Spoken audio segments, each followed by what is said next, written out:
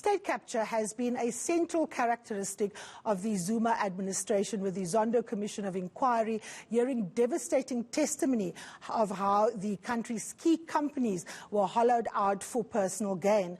But no one has been arrested as yet. And to look at why this is so, I'm joined by Nishan Bolton from the Ahmed Kathrada Foundation, as well as the head of the Hawks, General Godfrey Lebeya. Gentlemen, thank you so very much for joining us on this program. Nishan, let me start with you. What is the question you want to ask General Godfrey Lebeya about why not a single politician or state official has been arrested in relation to state capture? Well, I think you've asked the question, and then we would link that up to why is it that a former cabinet minister's wife would get arrested by a special investigations unit or by the Hawks or whatever it is for damaging a motor vehicle or allegedly damaging a motor vehicle. And it creates the impression that our priorities seem somewhat skewed in terms of who we need to be pursuing around issues and what defines national priorities in terms of corruption, capture, and perhaps petty criminality.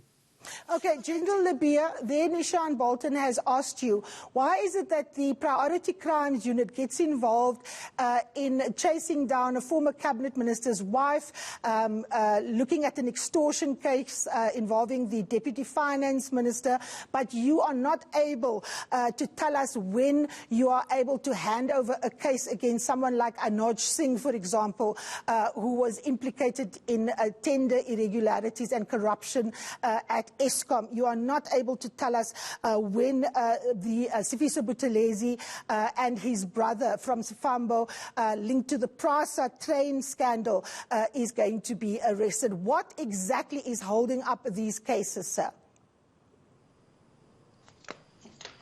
Thank you very much, Madam. I think firstly I need to indicate the view expressed regarding the investigation of the spouses of certain officials in the government.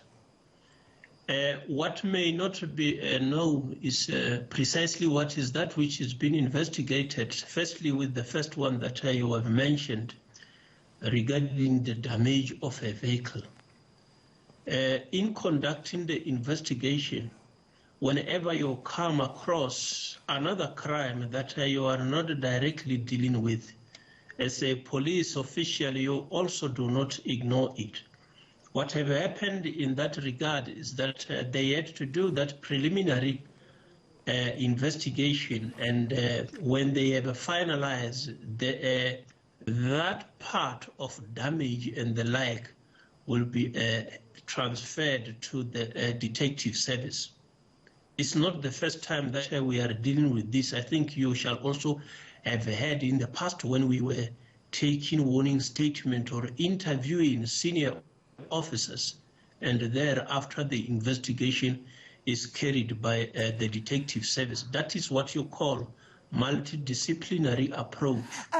Advocate Lebeya, let me come in here. With all due respect, sir, I understand that you can do more than one thing at the same time. I'm asking you, when are we going to get you to tell us what you're doing about the PRASA investigation? And the reason why I'm singling out PRASA is because before your time, the Hawks had told the state officially that they don't have the forensic capacity, which is why the PRASA board had to procure the services of forensic investigators outside of the state at great cost to the public purse. So can you tell me, why are you not giving us feedback on where you are with PRASA?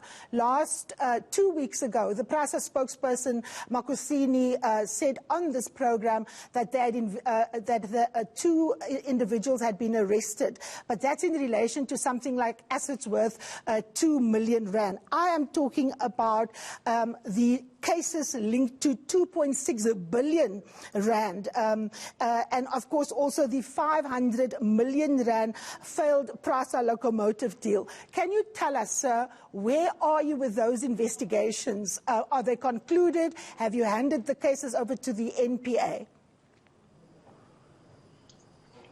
Thank you, Madam. What I was doing, I was answering the first questions that you have asked, because it's a series of them. I will leave them. Come to the one that you are interested in regarding the PRASA and the whole group of investigation.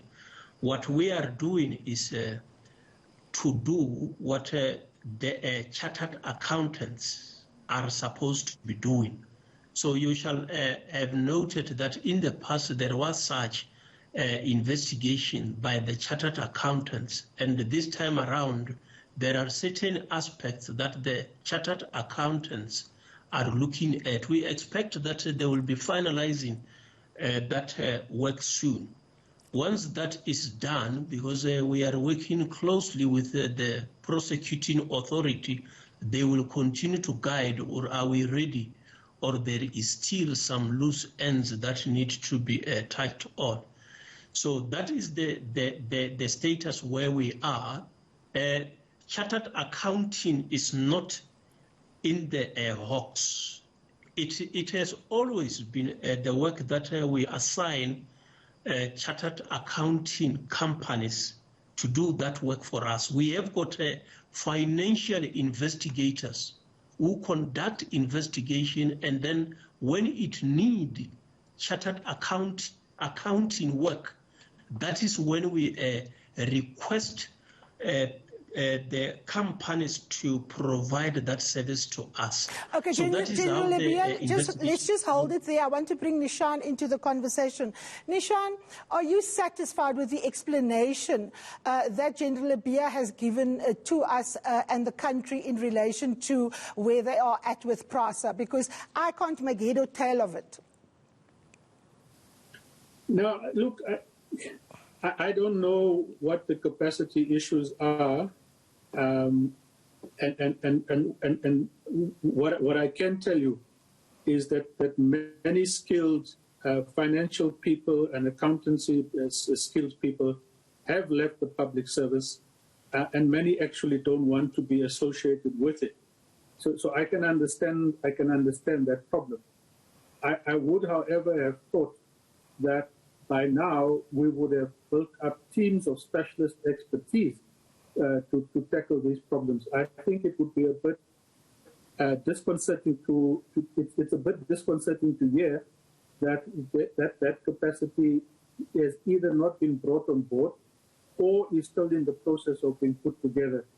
Given that the Zondo Commission has now been going for almost, I think, just under 2 years, that should have alerted us to the kinds of expertise that's going to be needed to probe the information that will be forthcoming from that commission itself.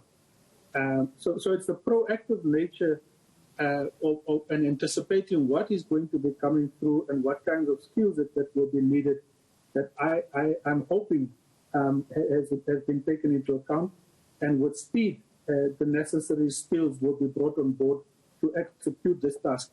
And before I go, Karima, I think the country is at its lowest point at this point in time on issues of corruption. The level of public distrust has perhaps never been as low as it is today. And there is a clamor for justice to be seen to be done. And in that context, the kind of work that General Lebeya is heading up is critical to restoring public confidence. Now, just before you go, Nishan, I just want to ask you, when you look at our criminal justice system, are you satisfied that the rot that we have there, which I will discuss with General Lebeya after you leave us, that it has been sorted out? Because we literally have seen no movement.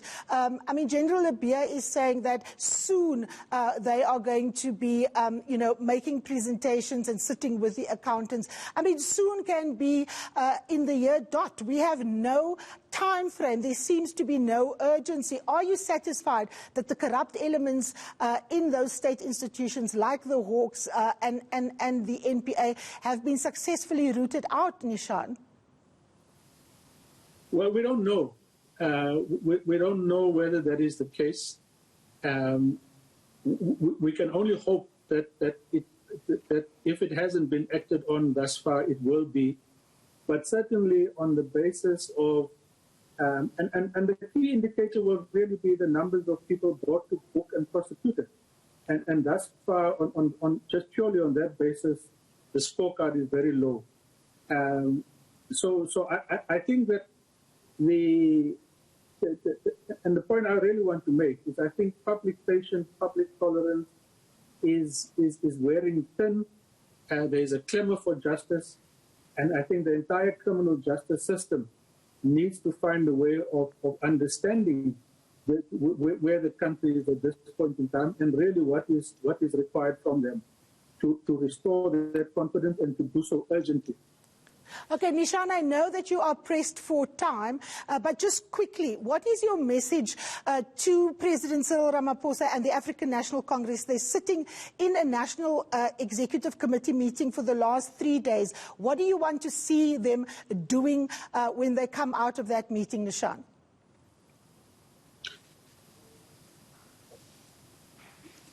To understand that the degree of sacrifice that this country has gone through during this COVID-19 crisis has been unprecedented. Millions have lost their jobs, millions have gone hungry, millions have kept themselves at home, all on the basis of hoping that the government and those around it would do the right thing to protect them, both physically as well as in terms of all of the health procurement issues. And with each instance of corruption that emerges, that sacrifice almost seems worthless. And we should not then be surprised when the general public has a sense of not believing messages around behavior that is required in terms of social distancing and everything else that we have been called on to do. When the message, people delivering the message themselves don't lead by example. And I think they need to understand the implications of that. It has wider ramifications than health. It filters into all layers of society where governance and the entire system of democracy I think begins to be weakened substantially. Absolutely. Thank you so much. That is, of course, the director of the Ahmed Kathrada Foundation, Nishan Bolton. We're going to take a short break. When we come back, I'm going to be continuing with the conversation with the head of the Hawks, General Godfrey Lebeya. Stay with us.